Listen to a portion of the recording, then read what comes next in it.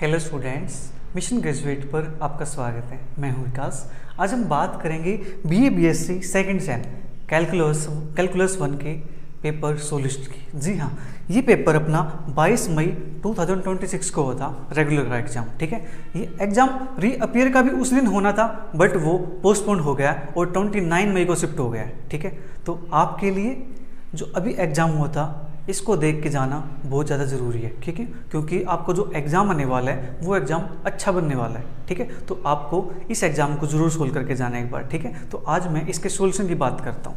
देखो, अपना first question है कंपलसरी क्वेश्चन। ठीक है, फर्स्ट क्वेश्चन का ए पार्ट अपने पास, using definition so that limit x tends to 2 x + 1 = 3।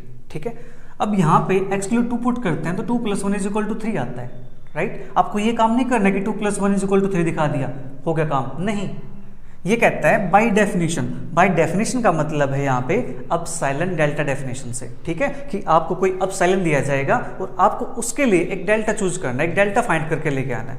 ठीक है जी, बस इतना सा काम कर देना है यहाँ पे। चलिए करते हैं सोल्व इसको।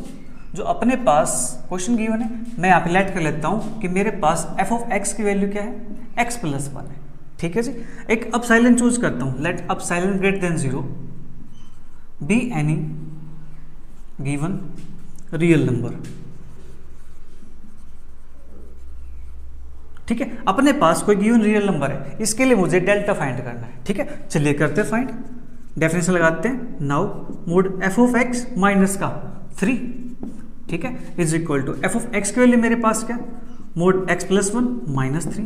यहाँ से अपने पास बनता है मोड x - 2। हमें चाहिए भी क्या था, हमें चाहिए ये था x - 2 का मोड। अपने पास ये आ चुका है यहाँ पे। ठीक है, अब इस वैल्यू को हम दिखाते हैं अपसाइलन से छोटा। ठीक है,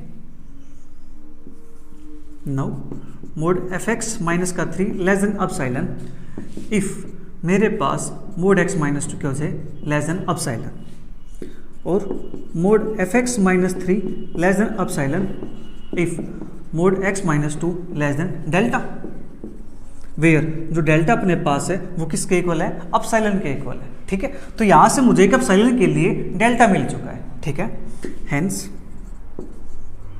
for given epsilon greater than 0 there exist delta is equal to epsilon such that, किस प्रकार से एग्जिस्ट करते हैं, mod f(x) - 3 less than epsilon whenever mod x - 2 less than delta. This implies अपने पास limit x tends to 2 f(x) is equal to 3। This implies limit x tends to 2 f(x) की value अपने पास है x + 1 इज इक्वल टू 3। लीजिए जी, हो गया। सो बस आपको इतना सा काम कर देना है और आपका क्वेश्चन कंप्लीट हो गया। ठीक है, बी पार्ट अपने पास, find dy/dx where y is equal to x into sine hyperbolic x। ठीक है, हमें इसका डेरिवेटिव फाइंड करना है। चलिए करते हैं फाइंड। बिल्कुल आसान है ये क्वेश्चन भी। Given y is equal to x sine hyperbolic x। ठीक है, now differentiating with respect to x we get, तो यहाँ पे डेरिवेटिव करते हैं तो आता है dy/dx is equal to d/dx x into sine hyperbolic x। तो यहाँ लगाते हैं product rule, first function as it is derivative of second plus second function as it is derivative of first. ठीक है, आपको एग्जाम में भी ऐसे ही करके आना है। राइट, तो x अपने पास साइन का डेरिवेटिव होता है कोस, तो cos hyperbolic x plus sine hyperbolic x as it is into x का डेरिवेटिव होता है 1, तो अपने पास आया यहाँ से x cos hyperbolic x plus sine hyperbolic x। ये आगे अपने पास dy/dx की वैल्यू। लीजिए जी, अपना बी पार्ट भी कंप्लीट हो गया यहाँ पे। सी पार्ट अपने पास, find the equation of the normal to the curve y² is equal to 4x at 1, 2। ठीक है जी, हमें यहाँ से नॉर्मल की इक्वेशन फाइंड करनी है। चलिए करते फाइंड इसको भी। अपने पास गिवन करो is y² is equal to 4x। ठीक है, पैराबोलिक इक्वेशन अपने पास दे रखी है। ठीक है जी, हमें इसका करना derivative, differentiating equation 1 with respect to x। तो हमें मिलता है यहाँ से 2y y का derivative dy by d x is equal to 4, ठीक है। 2 से इसको डिवाइड कर दूँ, y dy by d x is equal to 2, dy by d x is equal to 2/y, ठीक है जी। ये अपने पास आ गया यहाँ से। अब मुझे dy बाई डी एक्स निकालना है किस पॉइंट पे, 1,2 पॉइंट पे। ये वैल्यू मेरे पास क्या आ जाएगी 2, y की वैल्यू मेरे पास कितनी है 2, यहाँ पुट कर दो तो वैल्यू मेरे पास कितनी आती है, यहाँ से 1 आती है। ये मेरे पास क्या है, slope of tangent, which is slope of tangent at 1,2 पे, ठीक है। स्लोप ऑफ टेंजेंट मेरे पास आ गया है, लेकिन मुझे निकालना क्या है, मुझे निकालना स्लोप ऑफ नॉर्मल। और स्लोप ऑफ नॉर्मल क्या होता है, -1 बाय स्लोप ऑफ टेंजेंट, ठीक है जी। चलिए फिर निकाल देते हैं इसको भी। Slope of normal is equal to -1 upon slope of tangent, that is -1 upon slope of tangent की वैल्यू मेरे पास है 1 के इक्वल, तो ये मेरे पास आ जाएगा -1, ठीक है। अब मुझे यहाँ से इक्वेशन लिखनी है, इक्वेशन ऑफ नॉर्मल, ठीक है। Therefore equation of normal is y minus का y1 is equal to slope of normal into x minus x1, y minus y1 किस पॉइंट पे, 2 पे, is equal to slope of normal कितना है, minus का 1, x minus x1 की value कितनी है 1, ठीक है जी। तो यहाँ से y minus 2 is equal to minus x plus 1, तो यहाँ से x plus y is equal to 3, ठीक है। x y और साइड जाके 3, ठीक है। ये आ गया अपने पास इक्वेशन ऑफ नॉर्मल, ठीक है जी। किस पॉइंट पे, 1,2 पॉइंट पे, ठीक है। सी पार्ट भी अपना कंप्लीट होता है यहाँ पे। डी पार्ट अपने पास, using LMV theorem show that the arithmetic mean of 2 real numbers lie between them, ठीक है। तो यहाँ पे हमें LMV theorem, that is Lagrange mean value theorem का यूज करके ये शो करना है कि जो दो नंबर्स हैं उनका अर्थमेटिक मीन उन नंबर्स के बीच में लाई करता है, ठीक है।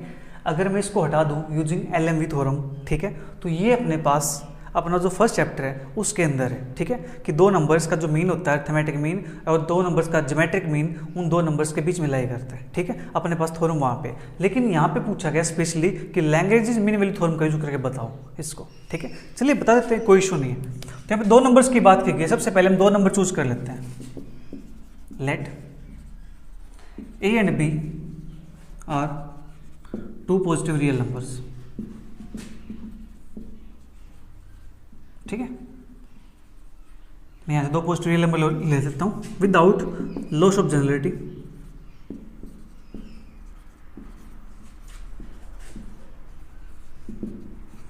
हम यहाँ से चूज कर सकते हैं कि A लेस देन B है, आपकी चॉइस है। B लेस देन A लिख लो या A लेस देन B लिख दो, कोई इशू नहीं है, ठीक है। मैंने यहाँ से क्या किया, विदाउट लॉस ऑफ जनरलिटी, मतलब यहाँ से किसी में कोई प्रॉब्लम नहीं है। आप किसी को कोई भी छोटा ले सकते हो, किसी को बड़ा नंबर ले सकते हो, ठीक है। मैंने यहाँ से A लेस देन B ले लिया, ठीक है। अब मुझे एक फंक्शन चाहिएगा, LMV थ्योरम अप्लाई करने के लिए एक फंक्शन की जरूरत होगी मुझे, ठीक है। तो एक फंक्शन डिफाइन कर लेते हैं। Let we define f of x is equal to x। एक फंक्शन हमने चूज कर लिया x, ठीक है। कहाँ पे, a और b के उस पर आया हुआ है, on close interval a to b, ठीक है। फर्स्ट कंडीशन क्या कहते हैं कि जो फंक्शन होता है वो कंटिन्यूस होता है ओपन इंटरवल के अंदर, सॉरी क्लोज इंटरवल के अंदर, ठीक है। Here f of x is continuous on close interval a b, ठीक है। Second, f dash x is equal to 1, that is fx is derivable in open interval ab। तो open interval ab के अंदर ये डेरिवेबल हो गया, ठीक है जी। और थर्ड कंडीशन अपने पास यहाँ पे नहीं होती, यहाँ पे कितनी होती है, 2 कंडीशन होती है। तो इट मीन्स जो लैग्रेंज मीन वैल्यू थ्योरम है उसकी अपने पास दोनों कंडीशन सेटिस्फाई हो चुकी है, ठीक है। thus all the conditions of LMV theorem satisfied. Therefore, there exists at least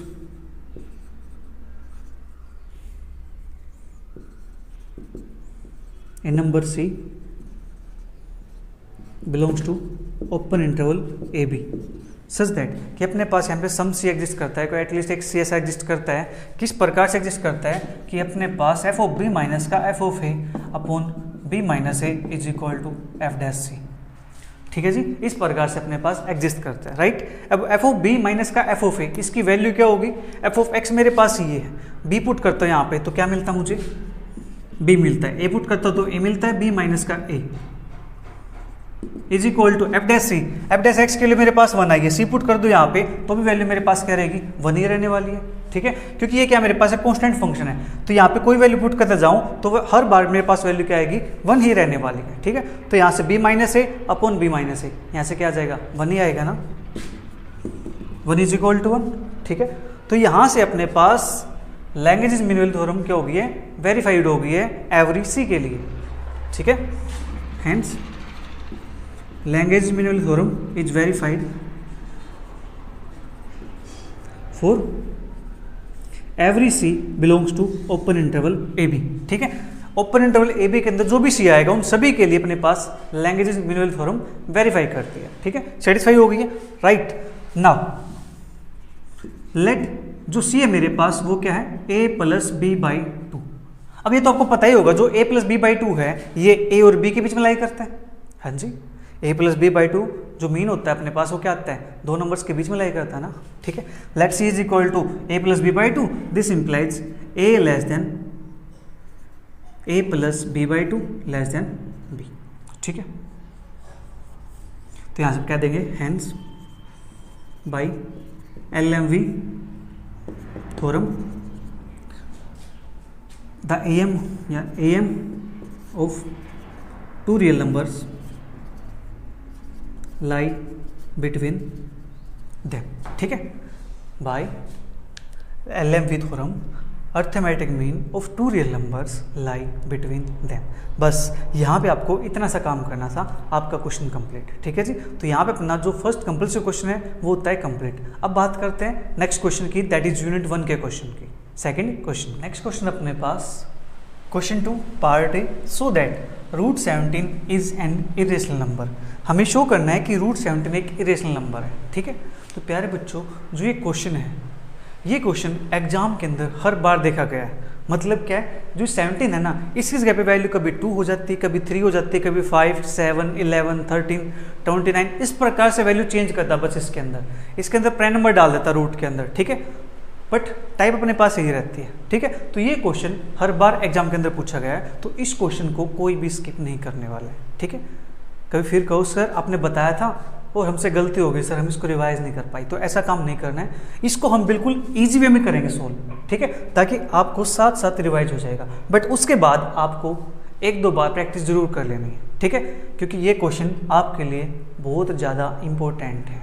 ठीक है, क्योंकि एग्जाम के अंदर फिर से पूछा जाएगा। ठीक है, तो चलिए करते हैं इसकी शुरुआत। बिल्कुल आसान है। ये कहता है कि रूट 17 एक इरेशनल नंबर है। हम क्या करेंगे, इसको कॉन्ट्राडिक्शन पार्ट से शो करेंगे।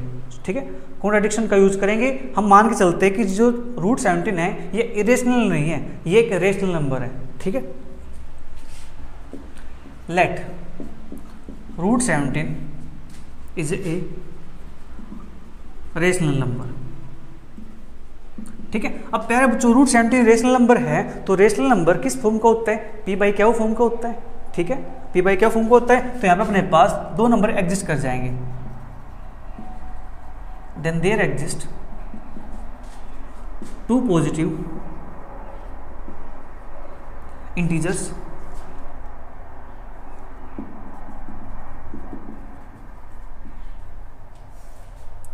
ए and B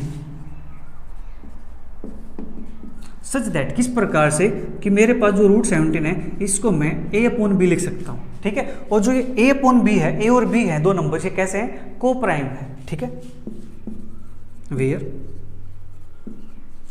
and A and B are coprime. अब को प्राइम का मतलब क्या है प्यारे बच्चों, कि जो 2 नंबर्स है इनके बीच की जो जीसीडी आएगी इनकी, वो अपने पास 1 आती है। जीसीडी मतलब ग्रेटेस्ट कॉमन डिवाइजर, या आप जिसको एच से बोलते हैं, हाईएस्ट कॉमन फैक्टर। ठीक है, that is HCF is 1, right. इसका HCF अपने पास 1 आता है, ये को प्राइम अपने पास है। ठीक है जी, अब क्या करते हैं, स्क्वेयरिंग बोथ साइड करते हैं यहाँ पे।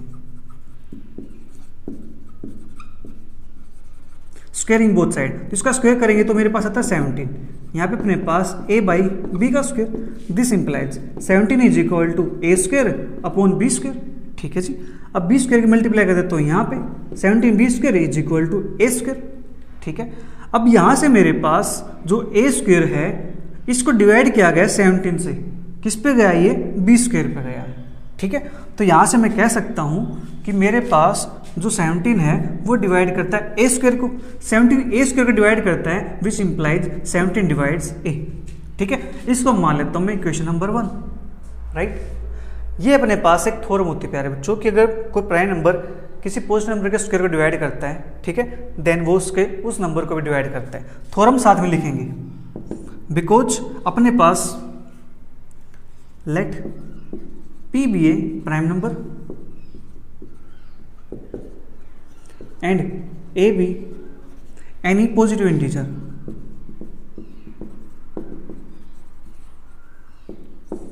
if P divides A square then P divides A। ठीक है, अपने पास ये थ्योरम होती है, राइट। P एंड P कोई प्राइम नंबर है, A कोई पॉजिटिव इंटीजर है। अगर P ए स्क्वायर को डिवाइड करता है देन P ए को भी डिवाइड करता है। ठीक है, इस थ्योरम का हमने यहाँ पे यूज कर लिया, राइट। तो अपने पास 17 डिवाइड्स ए, ठीक है, 17 ए को डिवाइड करता है, राइट। अब जो ये ए है, जो 17 है, ए को डिवाइड करता है किसी न किसी नंबर पे डिवाइड करेगा, है कि नहीं। तो इसको मैं लिख सकता हूँ a is equal to 17c where c is some integer. ठीक है, ये अपने पास कोई इंटीजर हो गया, a is equal to 17c। अब हम यहाँ पे क्या करेंगे, अगेन स्क्वेयरिंग बोथ साइड करेंगे। ठीक है, squaring both sides, we get, यहाँ से मुझे मिलता है a square is equal to 17 square into C square. ठीक है, अब जो ये a स्क्वेयर है इसकी वैल्यू मेरे पास यहाँ से 17b स्क्वेयर लिख सकता हूँ मैं, 17b square is equal to 17 square c square. Reason मेरे पास क्या है, रीजन मेरे पास ये रहा, a square is equal to 17b square. ठीक है जी, इतना काम हो गया यहाँ पे। हाँ जी, जल्दी से भी नोट कर लो इसे एक बार, ये क्वेश्चन एग्जाम में आता ही आता है, इसको कोई स्किप मत करना। ठीक है, बस रिवाइज कर लेना। कुछ तो आप में सोच रहे होंगे, सर आपने तो हमारे अंदर सर उम्मीद जगा दी, सर एक होप लेके आ गए सर आप, तो हमें तो कॉन्फिडेंस आ गया सर कि हम भी पास हो सकते हैं सर, इजीली हो सकते हो पास, कोई दिक्कत नहीं है, बट थोड़ी सी मेहनत तो करनी पड़ेगी ना। इसकी एक दफ़ा प्रैक्टिस कर देना, खुद से लिख के देख लेना। ठीक है, रूट 17 की जगह पे आप रूट 2 यूज़ कर लेना, रूट 3 यूज़ कर लेना, रूट 5 यूज़ कर लेना, 3 क्वेश्चन लिख के देख लो अपने आप। ठीक है, आपका ये क्वेश्चन टिप्स पे हो जाएगा। एग्जाम के अंदर आपका ब्रेन और आपका हैंड दोनों एक साथ चलेंगे। ठीक है, जल्दी से नोट करो इसे, बस 2-3 लाइन और रह गई है, अपना प्रूफ कंप्लीट हो जाएगा फिर ये। ठीक है,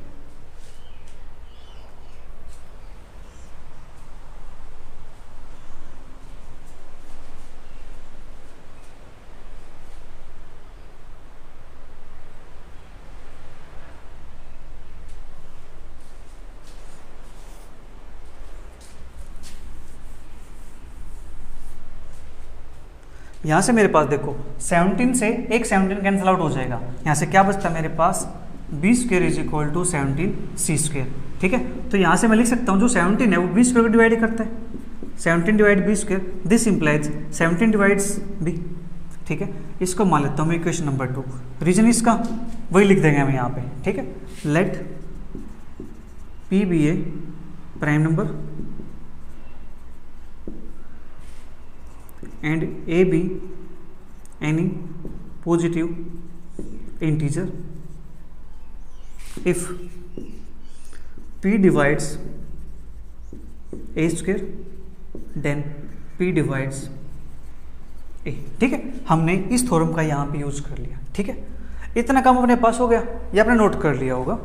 ठीक है, अब देखो फ्रॉम 1 and 2 से मैं निकालना चाहूँ तो 17 a को भी डिवाइड करता है, 17 b को भी डिवाइड करता है, तो 17 अपने पास क्या हो गया, कॉमन नंबर हो गया। ठीक है, कॉमन नंबर मतलब फैक्टर की बात करते हैं यहाँ पे हम। ठीक है, तो अपने पास क्या हो जाएगा, ये कॉमन फैक्टर हो जाएगा। फ्रॉम इक्वेशन 1 and 2 से 17 is a common factor, that is 17 divides A and 17 divides B. ठीक है, आप इसको लिखना चाहो लिख सकते हो, नहीं लिखना चाहो मत लिखो। ठीक है, तो 17 इज ए कॉमन फैक्टर। चलिए मैं इसको हटा देता हूं। तो 17 अपने पास क्या गया, कॉमन फैक्टर आ गया। ठीक है, but this contradiction, but this contradicts the fact that अपने पास यहाँ पे इक्वेशन हमने चूज किया था कुछ, यहाँ पे हमने लिखा था कि ए और बी कैसे को प्राइम है, उनके बीच का जो कॉमन नंबर है वो कौन है, सिर्फ 1 है। ठीक है, 17 is a common factor but this contradict the fact that A and B have no common factor other than 1, thus our supposition is wrong.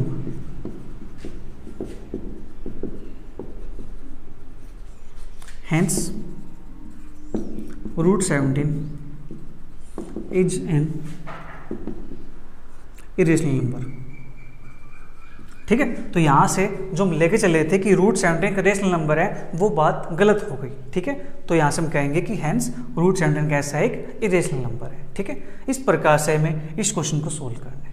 Right, b part अपने पास solve the equation mod x minus 2 plus mod 7 minus x is equal to 5। ठीक है, अपने पास इसको solve करना है। चलिए करते हैं सोल्व। गिवन अपने पास है mod x minus 2 plus mod 7 minus x is equal to 5। This implies mod x minus 2 plus mod 7 minus x is equal to, क्या मैं इसको ये लिख सकता हूँ मोड 5, पॉजिटिव नंबर है मोड 5, ऐसे लिख सकते हैं, कोई दिक्कत तो नहीं है। ठीक है, बट ये जो 5 है ना, इस 5 को मैं 7 और 2 में ब्रेक करना चाहता हूँ। ठीक है, क्योंकि यहाँ पे मेरे पास x माइनस 2 x 7 माइनस का x, तो जो 5 है इसको मैं कैसे ब्रेक करूँ 7 और 2 में, इसको मैं ये लिख सकता हूँ 7 माइनस का 2, कोई दिक्कत तो नहीं है। ठीक है सर, कोई दिक्कत नहीं है। इसके बाद यहाँ पे x प्लस का है, x नेगेटिव है, तो अपने पास से मुझे x ऐड करना पड़ेगा और x सब्ट्रैक्ट करना पड़ेगा। ये काम तो कर ही सकते हैं ना, हाँ जी, ये काम हम कर सकते हैं। राइट, अब यहाँ से इन से मुझे ऐसी ही फॉर्म बनानी है, x माइनस 2 बनाना है, 7 माइनस एक्स बनाना है। ठीक है, तो x माइनस 2 बनाना है, x मेरे पास यहाँ पे 2, मेरे पास यहाँ पे नेगेटिव, तो x माइनस 2 प्लस यहाँ से 7 माइनस एक्स। हाँ जी सर, ऐसे लिख सकते हैं, यहाँ से लिख सकते हैं, बिल्कुल इजी है। ये अपने पास हो गया x minus 2 plus mod 7 minus x. अब यहाँ से आपको क्या दिखाई दे रहा है, यहाँ से आपको कुछ ऐसा दिखाई दे रहा है, ट्राइंगल इनइक्वालिटी है, mod a plus B less than equal to mod a plus mod b। ठीक है, बट आप कहोगे सर यहाँ पे लेस देन तो नहीं है, आपने तो इक्वल टू लिखा है। यस, यहाँ पे लेस देन नहीं है, बट जो इक्वल टू आता है तो उसके लिए अपने पास कंडीशन होती है। ठीक है, उसके लिए कंडीशन यहाँ पे होती है, मैं लिख देता हूँ, because mod a plus B equal to mod a plus mod b if जो ये मेरे पास नंबर है a और b, इनकी प्रोडक्ट प्यारे बच्चों ग्रेटर देन इक्वल टू 0 होनी चाहिए। ठीक है, इसकी प्रोडक्ट मेरे पास क्या होनी चाहिए, ग्रेटर देन इक्वल टू 0 होनी चाहिए, तभी अपने पास ये पॉसिबल है। राइट, तो a और b greater than equal to 0 होनी चाहिए, it means x minus 2 into 7 minus x क्या होना चाहिए, ग्रेटर देन इक्वल टू 0 होना चाहिए। अब मुझे इनइक्वलिटी को सोल्व करना है, तो यहाँ से x का कोफिशिएंट पॉजिटिव बनाना पड़ेगा, तो माइनस यहाँ से कॉमन ले दूं, मतलब माइनस से मल्टीप्लाई कर दूं, माइनस से मल्टीप्लाई करेंगे तो जो इनइक्वलिटी है इसका साइन चेंज हो जाएगा। राइट, तो यहाँ से बनता है x minus 2 into x minus 7 less than equal to 0। ठीक है जी, अब यहाँ से हम ड्रॉ करते हैं नंबर लाइन, पॉइंट अपने पास x is equal to 2, point अपने पास x इज इक्वल टू 7। ठीक है, अब यहाँ से पॉजिटिव नेगेटिव पॉजिटिव, ये मेरे पास लेस देन इक्वल टू 0, तो जो x आएगा मेरे पास वो इससे बिलोंग करेगा 2 और 7 से, x belongs to close interval 2 से 7, 2 और 7, क्योंकि मेरे पास इक्वल टू लगा हुआ है यहाँ पे। ठीक है, हेंस सॉल्यूशन सेट इज अपने पास क्या बनता है, क्लोज इंटरवल 2 से 7। तो यहाँ से अपने पास जो एक क्वेश्चन है इसका जो सॉल्यूशन आता है अपने पास वो ये आता है, क्लोज इंटरवल 2 से 7। ठीक है जी, चलिए बात करते हैं नेक्स्ट पार्ट की। क्वेश्चन नंबर 3 अपने पास, so that limit x tends to 0 1 by x does not exist. ठीक है, हमें शो करना है कि limit x tends to 0 1 by x exist नहीं करती। ठीक है, चलिए करते हैं। सो इसको बिल्कुल आसान है। ठीक है, let F of x is equal to मेरे पास क्या है 1 बाई एक्स है। ठीक है जी, जहाँ पे आप लिख सकते हो कि जो एक्स है वो नॉट इक्वल टू 0 है। राइट, तो मेरे पास 1 बाई एक्स आ गया। तो यहाँ से जब x 0 को टेंड करता है, यहाँ पे लेफ्ट लिमिट राइट लिमिट की तरह काम करेंगे यहाँ पे। ठीक है, when x tends to 0 positive, जब x 0 की तरफ जाएगा, 0 की तरफ टेंड करेगा, तो जो x होगा वो छोटे से छोटा होता जाएगा। ठीक है, जब x 0 को अप्रोच करेगा तो नंबर छोटा होता जा रहा है ना। ठीक है, when x tends to 0 positive then x becomes smaller and smaller but positive. ठीक है, क्यों? क्योंकि इसको टेंड कर रहा है, एग्जैक्ट नहीं हुआ है, उसको टेंड कर रहा है, तो नंबर क्या रहेगा? पॉजिटिव रहेगा ना। अपने पास ये 0 है यहाँ पे। ठीक है, तो ये जो नंबर होगा वो यहाँ से इसको टेंड करता जा रहा है, इसको टेंड कर रहा है, बिल्कुल इसके पास होता जा रहा है। ठीक है, पास होता जा रहा है, तो x क्या होता है? छोटा होता जा रहा है ना। x छोटा होता जा रहा है बट पॉजिटिव अभी भी, ये पॉजिटिव है। एंड जो 1 बाई एक्स होगा अपने पास वो कैसा हो जाएगा? 1 by x becomes larger and larger but positive, and 1 by x becomes larger and larger। ठीक है, जो 1 बाई एक्स होगा वो बड़ा होता जा रहा है, क्योंकि डेनोमिनेटर जितना छोटा होता है वो नंबर उतना ही बड़ा होता जाता है। ठीक है, if k is any positive number, k को पॉजिटिव नंबर है, हाउ एवर लार्ज,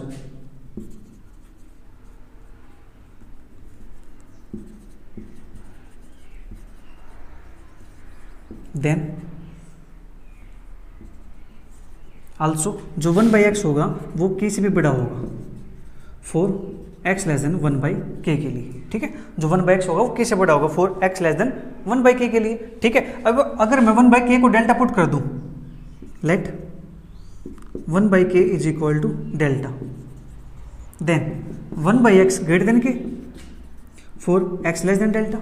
ठीक है जी, और जो 1 बाई एक्स मेरे पास है किसके इक्वल है? तो एफ ऑफ एक्स की वैल्यू है, तो यहाँ से f of x greater than k for जो x है इसको लिख सकता हूँ mod x less than delta, कोई दिक्कत तो नहीं है। ठीक है जी, this implies f of x greater than k for mod x minus 0 less than delta, क्योंकि मुझे काम किस पे करना है? 0 पे काम करना है, तो यहाँ से mod x minus 0 less than delta, तो यहाँ से अपने पास क्या आ जाएगा? Limit x tends to 0 positive F of x is equal to मेरे पास क्या आती है? इन्फिनिटी आती है। Limit x tends to 0 positive F of x that is 1 by x is equal to infinity. ठीक है जी, ये मेरे पास हो गया इतना काम। जल्दी से इसको नोट कीजिए एक बार।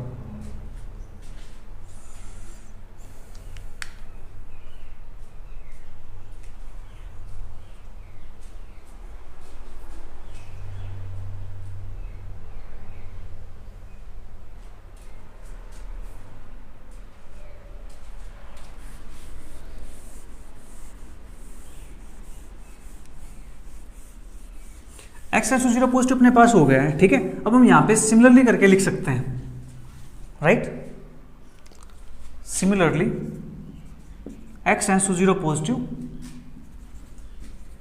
We get, when x tends to 0 positive we get limit, sorry positive नहीं negative, 0 negative, we get limit x tends to 0 negative 1 by x is equal to minus infinity. तो therefore limit x tends to 0 negative F of x is equal to limit x tends to 0 positive F of x that is अपने पास आता है does not equal. ठीक है, ये दोनों equal नहीं है, इट मीन्स जो लिमिट होगी x tends to 0 1 by x does not exist, तो ये लिमिट अपने पास प्यारे बच्चों एग्जिस्ट नहीं करेगी। ठीक है, तो चलिए फिर बात करते हैं बी पार्ट की। बी पार्ट अपने पास so that limit x tends to 1 greatest integer x does not exist. ठीक है, चलिए करते हैं सॉल्व इसको भी।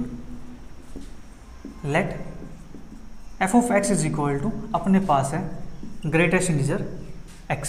ठीक है जी, ये अपने पास एफ ऑफ एक्स की वैल्यू है।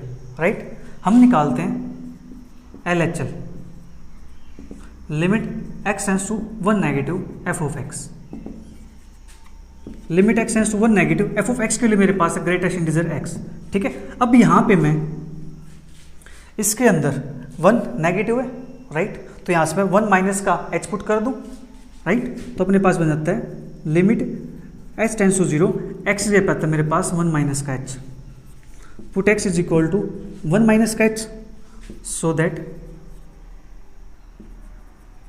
When x tends to 1 then h tends to 0, ठीक है। जब x 1 को टेंड करता है तो h किसको टेंड करता है, 0 को टेंड करता है, राइट। या आप यहाँ पे इतने भी लिख सकते हो, put x is equal to 1 minus h, ठीक है। अब ये लिख दो, कोई दिक्कत नहीं है, लीजिए बस इतना काम करते हैं आप, put x is equal to 1 minus h, right. अब देखो ध्यान से यहाँ पे लिमिट h टेंस टू 0, अब सोच रहे होंगे सर लिमिट पुट कर दे इसके अंदर 0, यहाँ पे 1 बचेगा और 1 का बॉक्स फंक्शन अपने पास 1 होता है कि नहीं। ऐसे आप प्लस के लिए कर दोगे, आप तो कहते हो सर इसकी लिमिट तो एग्जिस्ट करती है, बट आपको पता हो लिमिट अप्लाई करने से पहले फंक्शन को सिंप्लीफाई किया जाता है, ठीक है। तो यहाँ पे 1 माइनस का h है, 1 माइनस h है, तो यहाँ पे मेरे पास 0 होगा, मेरे पास 1 होगा, 2 होगा, -1 होगा, इस टाइप से 1 माइनस h है, तो 1 में से कुछ समथिंग माइनस है, तो वैल्यू मेरे पास यहाँ कहीं होगी, यहाँ कहीं वैल्यू होती है, तो ग्रेटेस्ट इंटीजर फंक्शन की वैल्यू क्या होती है, लेफ्ट इंटीजर, ये वाली वैल्यू, ठीक है। तो इसकी वैल्यू क्या आती है, यहाँ पे 0 आती है। अब पुट करना है यहाँ से तो मेरे पास 0 आ गया, आपको तो आंसर 1 आ रहा था, ठीक है। तो यहाँ पे आंसर मेरे पास क्या आता है, 0 के इक्वल आता है, राइट। इसी प्रकार से हम बात करते हैं RHL की।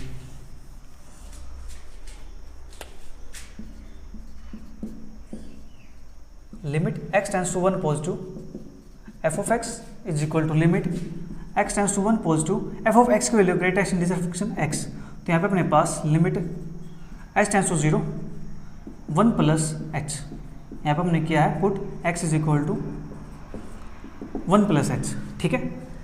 अब यहाँ से 1 प्लस h है, 1 प्लस h है, तो वैल्यू मेरे पास कहाँ होगी, 1 2 3, तो जो वैल्यू आएगी मेरे पास फंक्शन की, मैंने दोनों ही ब्लैक ले रखे थे, देखो 1 प्लस h है, तो वैल्यू मेरे पास यहाँ कहीं होगी, ठीक है। h एक स्मॉल क्वांटिटी है, तो 1 पॉइंट समथिंग वैल्यू मेरे पास होगी, 1 पॉइंट समथिंग है, तो उस केस में ग्रेटेस्ट इंटीजर फंक्शन की वैल्यू कौन होती है, 1 होती है। तो यहाँ से वैल्यू मेरे पास लिमिट h टेंस टू 0 1 आता है, यहाँ पे लिमिट अप्लाई होगी नहीं, तो मेरे पास यहाँ से आंसर क्या आ जाएगा, 1 के इक्वल आ जाएगा, ठीक है।